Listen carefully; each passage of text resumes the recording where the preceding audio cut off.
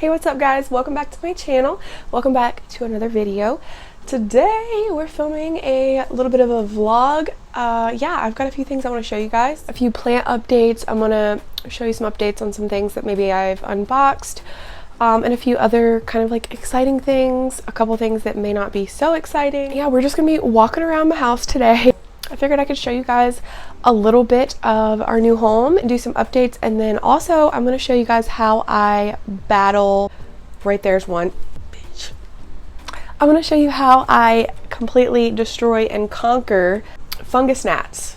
Yes, I don't know how many times I see it in the comments of other planty YouTubers comment sections, but I'm always seeing people like, oh my gosh, how do I get rid of fungus gnats? I've tried this, I've tried that, I've tried everything, nothing works. Or like many other plant parents that have been fighting and fighting and fighting these pesky fungus gnats, I have a solution for you, and it's a solution that works because it has to. And I'm going to get into the science behind it once I show you what that solution is. I'm the type of person that I feel like my house has to be perfect. It has to be completely tidied and neat, and there can't be anything laying around, any dishes in the sink. It has to be perfect before I can show it on camera, and I know that's not realistic, especially with kids. So I'm trying to get better with that, because I will spend the entire time that I've allotted myself for filming cleaning up every little thing, and then I'll start filming and I'll notice something else. I'll notice something else that needs cleaned up, and it's just an ongoing cycle. Okay, I had to try and fix my hair. I don't know what it is doing. I'm trying to get this done before the sun goes down. So here's a little sneak peek at our new home, my new little plant room. Yeah. Back here is our bedroom and all that good stuff. There's plants scattered literally everywhere. Okay, I'm just kind of like giving y'all a little overview here. Yeah, and bright ass lights everywhere. This is my little kitchen. This is my little coffee nook area. I got plants in my window. Like, how freaking cool is this? I'm so happy that I have a windowsill in my kitchen that I can just stand here, wash dishes, and admire my beautiful plants. The first update I wanted to show you guys is actually this guy, and I don't think y'all have seen him in quite a while. If you've been here for a long time, you might remember when I had Anthurium clarinervium, not my new one, but it died. I lost it. I don't know what the heck happened, but I had another one that I'd sent to a friend, and for some reason I took like an insurance cutting off of that plant before I sent it to her, and I'd never rooted an Anthurium before. I wasn't even 100% sure like if you could, but so I took this tiny little cutting, and it had one aerial root down at the base of the stem where I took the cutting. And then I sent the rest of the plant to my friend because I already had one, and then mine died. So anyways, I put this in moss, and lo and behold, like, it didn't do anything for the longest time, but after a few months, it finally rooted. Like, this pot is completely full of some really big, chunky, healthy roots, which I'm really happy about. But it's been a year now, and there was no signs of new growth whatsoever. This one leaf managed to hold on somehow, and you can see, I mean, it looks rough. It is not in great shape. It's ready to die at any given time now. But I pulled it out today because I was actually considering selling it, because it's been rooted all this time, but it hasn't, you know, I'll pull it out every couple months to check and see if there's any signs of new growth. Guys, I pulled it out considering selling it today, and look what I see. There's a new growth point. Finally, a year later. This has been the longest like wait of my life. But not only did I get this tiny Anthurium clarinervium cutting to root, but it's finally pushing off a new growth point. So that right there, that little red nub, will be a new leaf, and I'm just so stoked. I can't wait to see what that's gonna look like. I'm not gonna be selling this little cutie now. I'm definitely gonna hold on to him and see what happens with that growth point. I just think it's so cool. You can actually propagate Anthurium the same way you do Philodendron, but it will take a very long time, at least in my case, to get any action going on, but totally worth it. And if you look here, like, there's a gate. This is the baby gate that we had up blocking off my plant room at the apartment, but look, okay, it's pushed back out of the way, right? But if I want to go in this little room, all I have to do is pull the gate out like that. It is a small space, I know, okay, but I can go in there and do whatever I want and still have a little bit of space. This is a door, so yeah, it's great. I have it kind of cluttered right now because I'm still trying to figure out where everyone's gonna go. Here we have my big, beautiful Philodendron Splendid, Melanocris and Varicosum.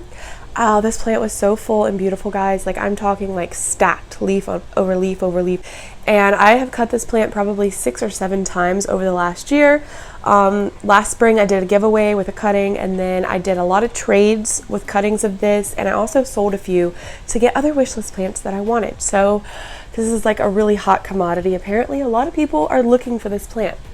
Anyways, every time I would cut it, a new growth point would come in, and then I would cut that off also. So the last time I cut it, it's been a couple months ago now. Look how pretty that leaf is. But it recently shot off this new growth point, and check it out.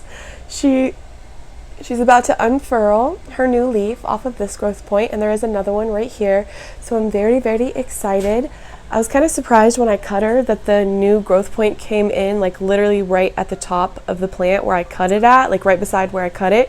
I was hoping it would like branch out down here where it's more nakey, you know, but it looks like she just wants to continue growing upward towards the sky, so that's what she's doing. She's just sitting here on this little Better Home and Garden stand for right now. Oh my god, no! Oh my goodness, no! I'm about to cry, y'all. What the heck, Samantha? I did not know this got knocked over. Oh my goodness. Okay, y'all, so this is my #1 wishlist plant, right? This is my Philodendron El Chaco Red, Philodendron Luxurians El Chaco Red that I unboxed at the apartment right before we moved. No! It looks like that new leaf got broke. Okay, well, I'm pretty upset because I just checked on this like 2 days ago and it was good, but it got knocked over and now the new leaf is turning brown and it doesn't look good. It's all bent up. Fudge. So I put it in here because I found spider mites on it the other day, of freaking course. My arch nemesis, they just won't stop attacking everything that I love. But yeah, there was like a big juicy one actually crawling on the leaves. The smallest, oldest leaf turned yellow and I had to remove it. You can see these leaves are a little bit chlorotic. They're not too bad, but you can definitely see some damage. But it was pushing out this new leaf, and I stuck it in here about 4 days ago now because I washed the leaves, I treated it, and I stuck it in here hoping to keep the mites off of it so he could push off this new leaf in peace. But clearly it somehow was knocked over and now the new leaf looks not very good. Like, you can see it's browning right there. So that's a dud. I mean, that new leaf is probably going to be super fucked up. That's a bummer. But anyways, I just wanted to show y'all because I was so excited about this new leaf. It could also be partly due to the fact that it had some spider mites on it, but I'm going to go ahead and assume that since that leaf looked great 2 days ago, it's because it got knocked over and it's probably broken down in there somewhere. But anyways, yeah, here's my El Chaco. I mean, I'm sure it'll be fine, but I was just really looking forward to seeing that new leaf. There is another new leaf, like, in the sheath right there, but anyways, yeah, so there's my El Chaco. Oh yeah, let's look at this. It's been like probably 3 months ago, maybe 4. I unboxed a beautiful Philodendron Plow Maniai. This plant was huge. It had so many leaves and they were all gorgeous, but when I opened the roots, all of the roots were complete mush, completely rotted. It was terrible. It lost all of its leaves. And for whatever reason, I had a really difficult time getting this philodendron to root, which is bizarre because most of the time philodendrons are really, they're really easy to root and get to rehab. But this is my second Plow Maniai stick that I struggled to get to root. The other one died. So this went from water to moss, I think a total of like 4 times. And then finally I put it in the moss and it started to root. So it is fully rooted now, and then it pushed off this new growth point, which took a little while to finally push out and unfurl, but look how cute this new leaf is. It just unfurled this over the last week, and already there's another leaf coming in right here. So I'm very excited about this. Maybe your girl can finally own a Philodendron Plow Maniai. I'm just really happy about it. It was living in my humidity box, but the humidity here is pretty good, so I've pulled it out to see how she does. But this is, as far as I know, this is a Philodendron, it's either a cream splash or the silver stripe. I can't remember which one it is, but this was a cutting that I got last year from my friend Alex in a plant swap, and it's doing so well, y'all. Like, it's fully rooted, and it took it a while to get going, but this is a new growth point right here that it shot off. These are both new leaves. You could see it's working on another one. This was the first leaf it shot off, this little itty bitty one down here. It's so cute. And then I noticed like a couple months ago that it had like this little nub sticking up over here on the other side of the pot. And I was like, what? No way, that's a new growth point. And look how cute this new leaf is. Like, they're coming in all like pointy, and I don't know, they're just so cute. I definitely would love to have a full basket of this, and at this rate, honestly, now that it's taken off, it seems to be growing pretty fast. So I'm hoping that within the next year or so, this will be a full trelling plant. But I just love it so much. There's two new growth points, so that's definitely a good sign. Okay, I just noticed, look at my beautiful Calathea fasciata. Look, I just seen that peeping up. That just made me so happy. We can take a peek at these guys. So this is the Dischidia that I got from Arrowweed Market, and it's doing okay. I've noticed the leaves are really soft, like it was dehydrated, I guess. I've watered it a couple times already, but the leaves still stay pretty soft. So I think it's gonna be okay. I'm not 100% sure, but I think. Here's the Squamiferum that I got from Arrowweed Market as well, and it's doing good. Can't wait until it pushes out this new leaf here. And here's the Gloriosum, which is also, I mean, it's doing good. You know, these plants that I got from Arrowweed Market, it's been like 3 weeks now. They are definitely still recovering, but they're doing pretty well all in all. And another thing, guys, we've been dealing with freaking ants. Like, that's the one thing with where we live. In the apartment, we obviously didn't have to deal with anything like that, but yeah, we've been dealing with ants. We've been spraying for them. We've done all the things, okay, and we're getting it under control. But found out they're really attracted to like the clear sap that my philodendrons excrete and produce. Like, you know how philodendrons will produce those little sap droplets on the backs of their leaves and stems? Well, this one does it a lot. This is my Pastazanum. I noticed, I think it was this leaf, I noticed some ants crawling around here, and I was like, oh, I see one right now. Oh, no. But I was like, what the heck?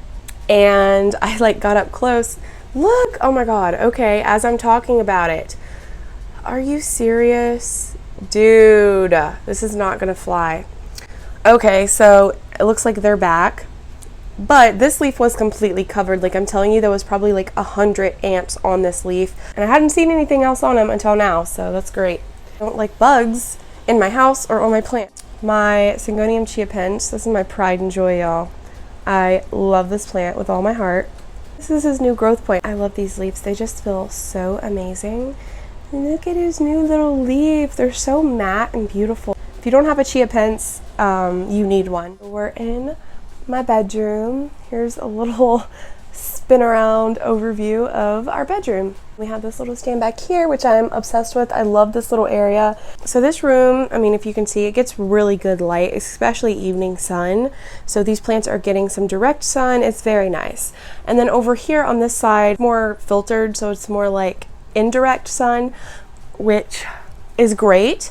It's great for like these guys right here, but for things like my string of bananas, which is insane, I really need to do something with him. Like, I need to trim him up, and I don't even know. He needs some help because he's looking really scraggly. But for things like him and Philip here, my fiddle leaf fig, they really need direct light. So I've stuck this Bosley Growlight in here for the time being. I'm gonna see how they do with it. Here we have my Thai constellation. I just wanted to show you him really quickly because he decided to push out this new leaf a week and a half, 2 weeks ago maybe.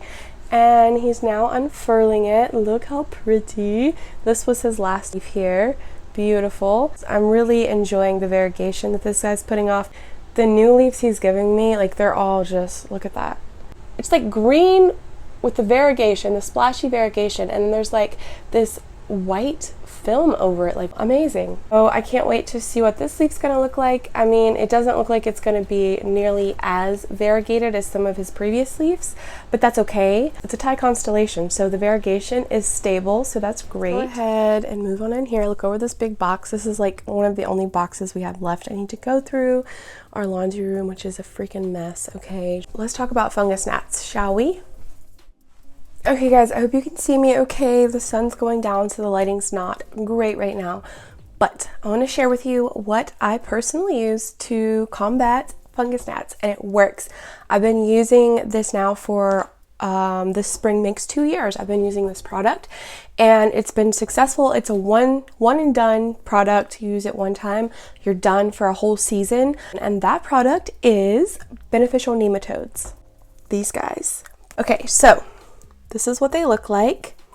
So beneficial nematodes are bugs. Yes, they are a type of predator bug. They're basically little soldier bugs. They're microscopic, so when you get them, they just look like this. They look like powder. If you have a microscope, you can put them under the scope and see them moving to make sure they're alive, but I order mine from Amazon. This is my favorite brand. It's called Biologics, and I've always had successful results with these guys. I got 10 million, and I believe it was like $35 for 10 million. Basically, all you do is, for a watering can, you mix 4 gallons of water per 5 million nematodes. 5 million nematodes is approximately 1 packed teaspoon. You take 1 packed teaspoon of these guys, you add it into your regular water in your watering can, and then you go around and you water them into the soil. And the way that I do it is, whenever I use nematodes, you have to keep them in your refrigerator. That's another important thing. So when you order them, they're shipped overnight and they can't get warm. So they're shipped on an ice pack. So I'll put on the screen here how they were shipped to me in the package they were sent in. And you have to keep an eye out, because if they sit on your porch all day in the sun and you don't know they were delivered, they will die and then they won't be effective. So you have to know, you have to get them as soon as they're delivered, take them out and put them in the refrigerator. I think they're good for up to like 2 weeks. You have about 2 weeks to use them before they'll start dying off. The way I do it is I put them in my watering can and I start watering, and I do this with all of my plants. So over the course of the next couple of weeks, I'll water my plants just as I normally would, but I add a teaspoon of these guys into the water. And that way I make sure that I'm treating every single one of my plants. These little microscopic nematodes will go through your soil and they'll eat all of the gnat larvae or any other bug larvae. So if there's any other type of bugs living in your soil, they will eat them as well. Like if you have spider mites in your soil, any type of eggs, they'll eat them. They're amazing. They always work for me every single time. I notice results within a week of using them, because the way that fungus gnats work is, I think their lifespan is only like 7 days. So an adult fungus gnat will only live around 7 days. The problem is these fungus gnats go around and they lay like thousands upon thousands upon thousands of eggs in our soil. So the adult gnats will lay all these eggs and then they'll die off, and then you have thousands of baby gnats that are coming up that turn into, that hatch, turn into larvae, and then they grow wings and start flying around and laying their own eggs. And that's how our fungus gnat infestations get so out of hand. Sorry if you can hear that. Making a cup of coffee with my little Keurig. I'm sorry for the noise. The trick to actually stopping the fungus gnat infestation, like there's so many different things you can try. Like sure, you can try to water less, you can try putting peroxide in your soil, you can try mosquito bits, you can try all of these things, and maybe they will work for you, maybe they won't. I'm not here to bash any of the other methods, or if you have something that works really well for you, getting rid of fungus gnat, I'm not here to bash any of those methods. I'm just here to share with you the method that has worked wonders for me. It's a product that the first time I used it, I got immediate results, and I was like, yes, this is what I'm going to do from now on. So basically at every season change, when I start seeing fungus gnats, I'll just see a couple coming up out of the soil, I know it's time. I'll give it another week or so for the eggs to be laid, I guess, and I'll go ahead and order my beneficial nematodes and start the treatment. Yeah, and then I'm good. I usually won't see another fungus gnat that whole season, and the last time I used these was this past summer. I didn't have to treat in fall, I didn't have to treat in winter, and it's now spring and I'm having to treat. So I just love it because you use it every 3 to 4 months and that's it. You don't have to keep going back trying new things. You don't have to wonder if it's working. As long as they're alive and healthy when you get them, they will work and you won't see any more gnats. So that's why I swear by it. Like, yes, it's a little bit expensive, spending $30 to $50 for fungus gnat treatment, but it truly works, and you don't have to waste the time, energy, money, effort in trying all of these other techniques that may or may not work for you. So this is not sponsored by any means, but yeah, it's amazing. So I'm trying to think what else. Something else you want to keep in mind is pesticides will kill your nematodes. So if you use like a systemic granule or something like that in your soil, you definitely want to wait, like I would say at least like 8 weeks before, maybe even longer, I don't know, but before you use nematodes, because if you have something in the soil to target and kill other pests and you put your nematodes in, it's just going to kill them and they're not going to do their job. You can't see them. They don't come out of the soil. They don't come out and like crawl on you. They're not harmful whatsoever to people or pets. And that's it. Like, it's so simple, it's so easy, and they really take care of the issue for you. So highly recommend beneficial nematodes if you're struggling with the fungi gnats. I just wanted to share because I don't hear very many people talking about beneficial nematodes, and I think they should be, because it seems like fungus gnats is just like this ongoing thing in the plant community that nobody seems to know how to truly combat or get under control. And I just don't know why more people aren't talking about these little predator soldier guys. Like, they're amazing. Oh, hold on. My avocado tree. Y'all, my avocado tree completely freaked out on me and lost all of its leaves. This is my little avocado tree. It used to be so beautiful and full. I grew this guy from seed. July will make 2 years ago, and it was beautiful. I grew it in water, potted him up, and yeah, he had lots of leaves. His leaves were getting really large and mature actually, and he was doing great. And then whenever we moved, I don't know what happened. I don't know if he got too cold in the U-Haul, or if he just didn't like being moved or being tossed around in a box. Like, I really don't know what happened, but he immediately started dropping leaves, and he dropped every single leaf that he had. That really broke my heart. It's the first plant that I ever grew from seed, and I don't know, it bothers me. Thank you guys in my bathroom. This is our master bathroom. I finally got my master bathroom with a skylight. Are you kidding me? That was something that I wanted so bad, was a skylight. Yeah, this is our little master bathroom. You can see I got some plants in here. I gotta get another like little stand or something to put here, and we're also gonna put up some more hooks somewhere. I think I'm gonna put a couple right here, but I also have this big walk-in closet, but it's completely full of birthday stuff because this is where I'm hiding the girls' birthday presents right now, and we gotta get all this situated. It's a mess, like, let's not even. And then, hi, here's me, hello. A sad string of hearts here that was in a box way too long. This Dischidia just came out of a box like a week ago. I didn't even know it was still in a box.